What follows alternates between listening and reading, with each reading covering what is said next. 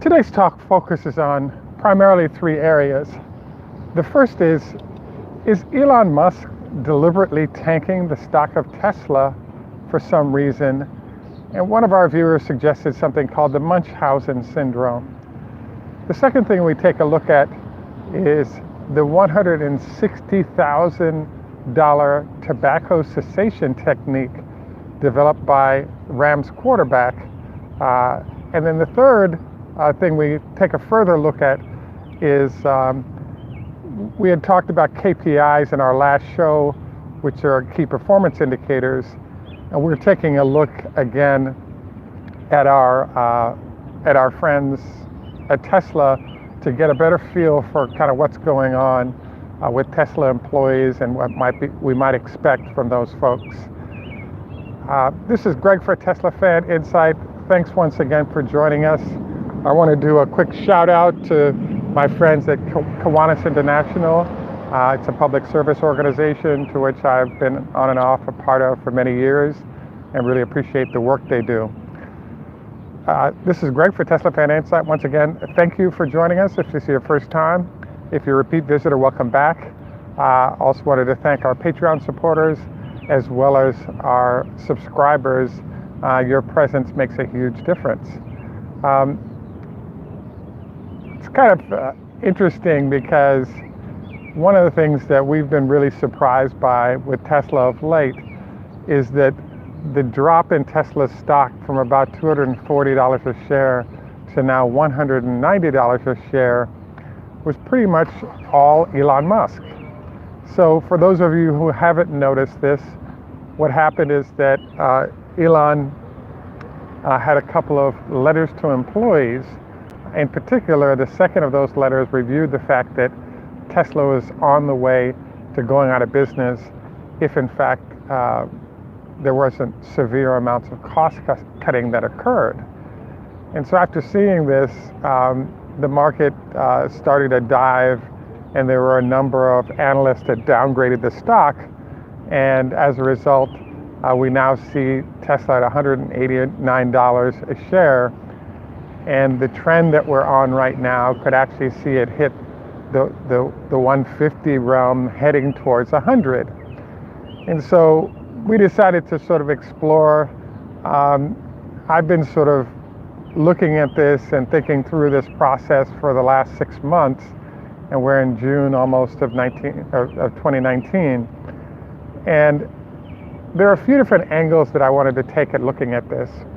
The first of them is there's a sociological principle that says that for most people, their equilibrium is right at around where their family income was when they were 18 years old.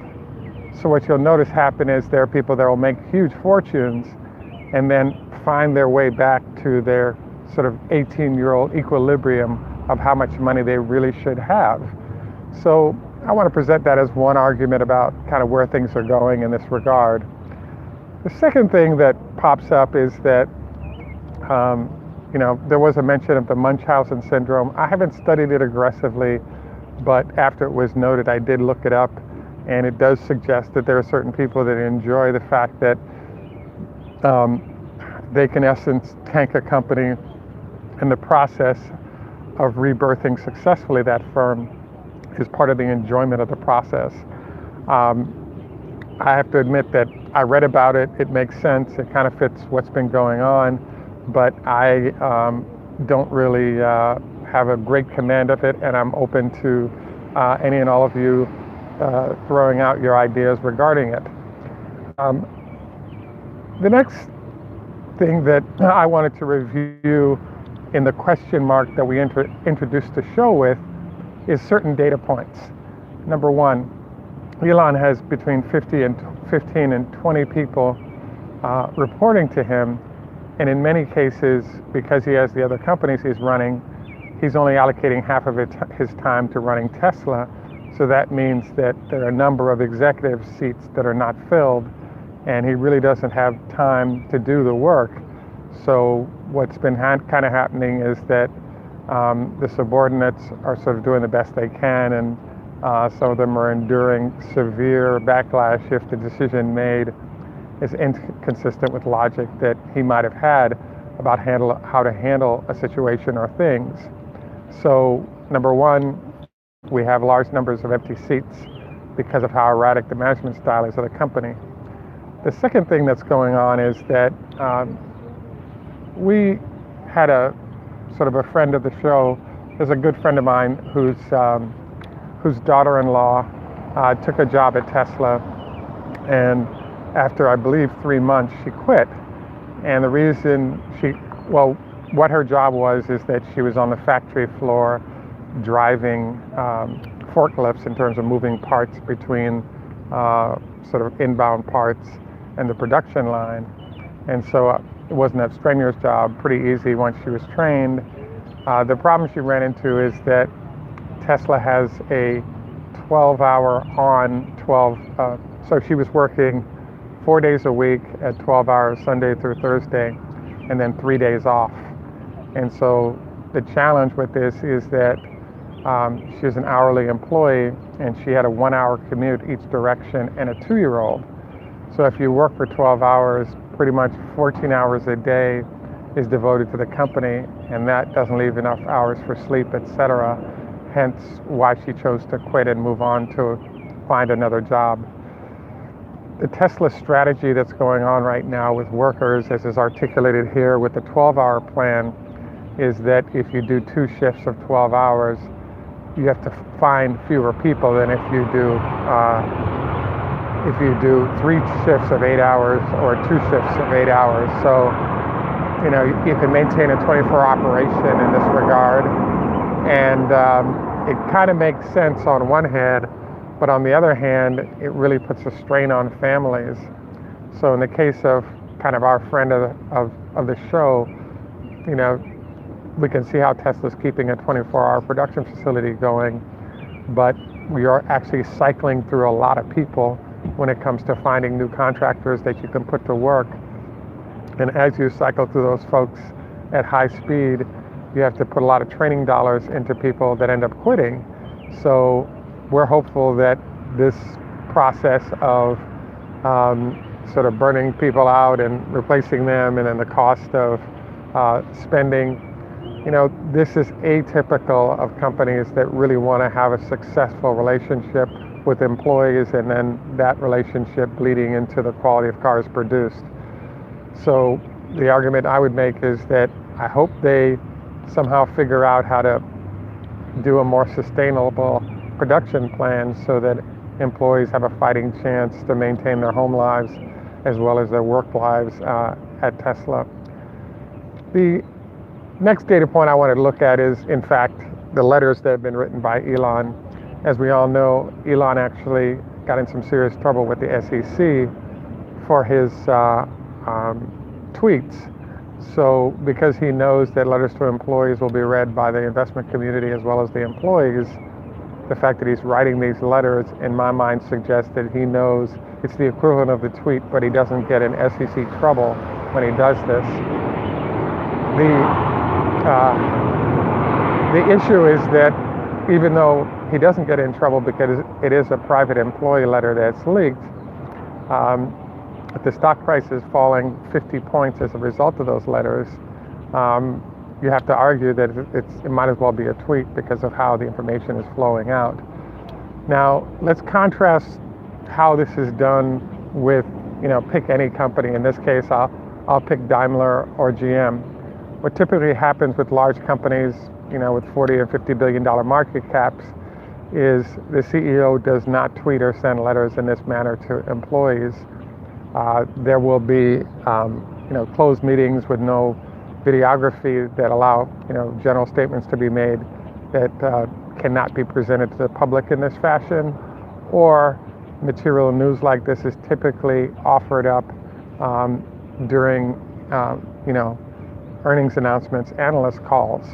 So in theory then, in this case, if Elon had executed as is norm for the industry, we would get a delay in how this negative news hits the stock price, and therefore giving perhaps the company an opportunity to do things to improve what's going on production-wise, so that the narrative about what's going on could really be improved.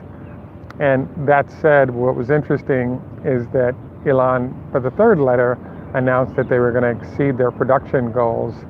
And I think that, it's terrific that he announced that, and it seemed to help the stock a little bit. But the question mark that's lurking is, what are you producing? How many of those vehicles are simply going into inventory versus vehicles ordered by customers that are going directly to the customers?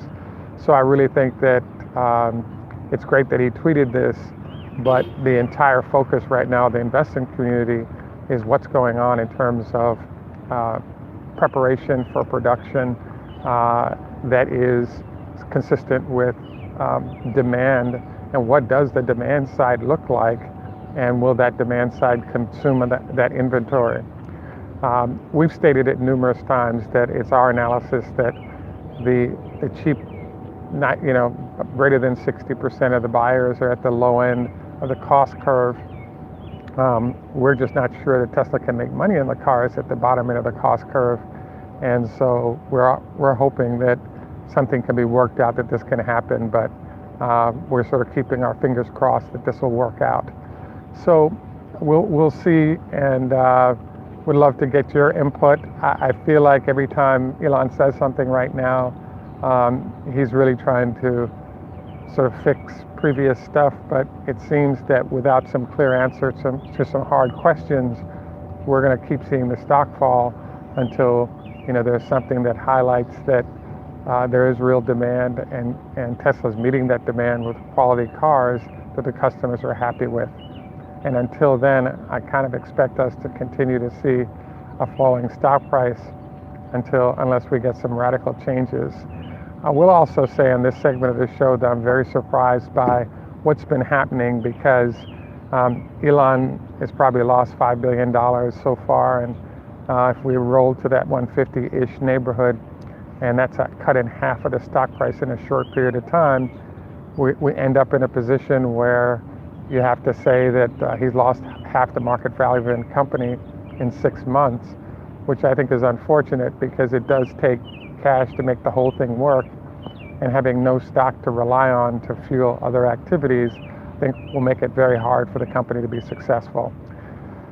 The sort of next item we wanted to review is this guy named Blake Bortles, who came up with a tobacco cessation plan. Blake Bortles is a $6 million quarterback who's now playing for the LA Rams as a backup. And he came up with the fact that he loves to chew tobacco, and he usually chews tobacco when he goes to the gas station.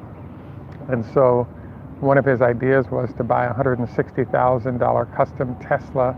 I would assume SUV because he's a big guy, but let's guess it's either an SUV or a Model S. And the theory there being that there aren't too many Model 3s that are up in that price range. And so the issue that pops up then is that his goal was to avoid going to the gas station, because that's where he usually purchases his chew. But it turns out now he's got an electric vehicle and still loves his chew, and therefore is driving to the gas station in an electric vehicle to purchase said chew that he should be giving up on. So note to folks here, $160K for a chew or tobacco cessation technique in the form of a Tesla may not be a good use of $160K in that regard, but there are other benefits that make up for the downside of how much money he's actually spent. So I hope that he's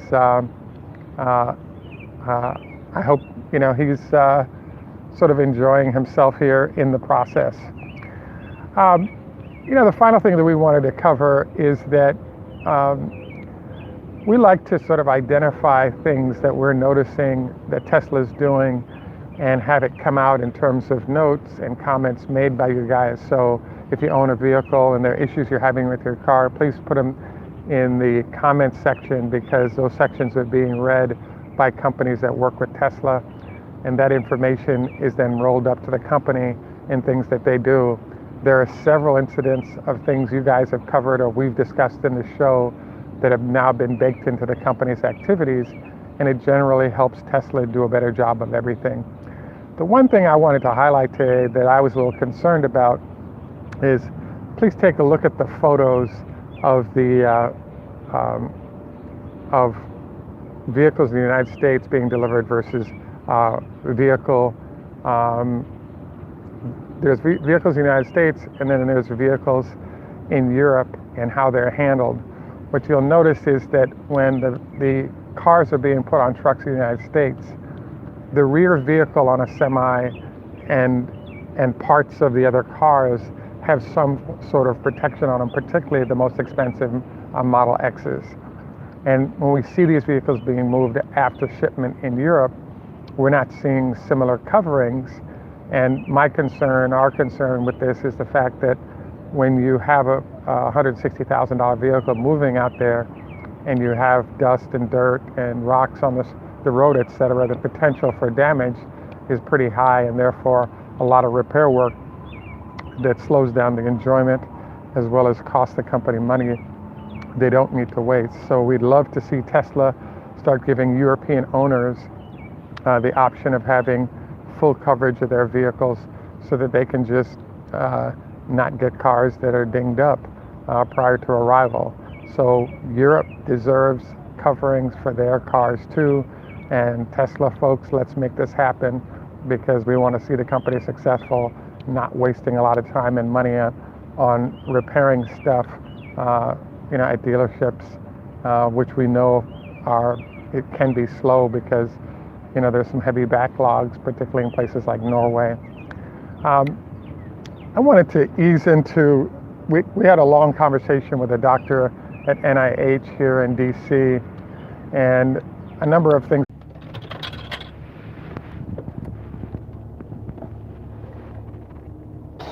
Wow.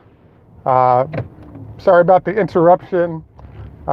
Just wanted to point out that we like to end our show with discussions of health recommendations. We had an interruption there. I apologize. We like to end the show with some health recommendations, and sort of this week's new area was sort of exploring the fact that by elevating the head of your bed slightly, you end up with a way to control acid reflux. Several of our viewers have articulated this versus using a pillow, and so I kind of wanted to bring it up as a final item. We look forward to any and all of your comments, as well as a like and subscribe. And as always, we look forward to any suggestions you have to help Tesla do a better job. This is Greg for Tesla Fan Insight. Thank you very much. Thanks, Gareth.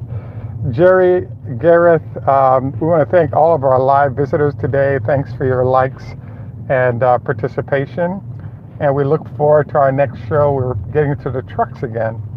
Have a great day, and thanks for joining us, and bye for now. Tschüss, macht's gut, au revoir, lehitraot, choda hafez.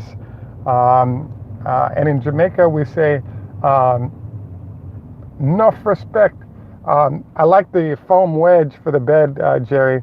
There are several people that were saying that actually tilting the whole bed at the head of the bed is actually a better deal than the foam wedge.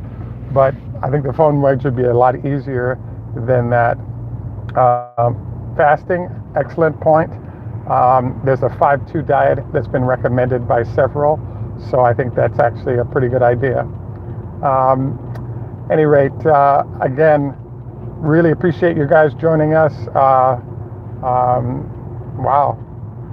Hey, thanks for the suggestion, John, on I should buy a Tesla really quick.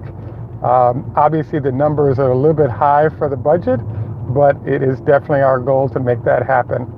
Thanks once again for joining us, folks. Have a great day, and bye for now.